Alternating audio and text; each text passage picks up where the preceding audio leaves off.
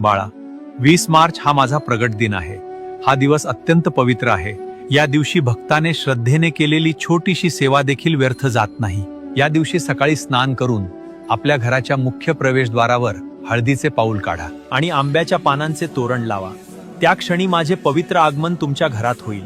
सायंकाळी देवघरात गाईच्या तुपाचा दिवा लावा आणि शांत मनाने माझ्या मंत्राचा 108 वेळा जप करा. त्या जपामध्ये तुमच्या मनातील भावना आणि इच्छा मला मनापासून सांगा.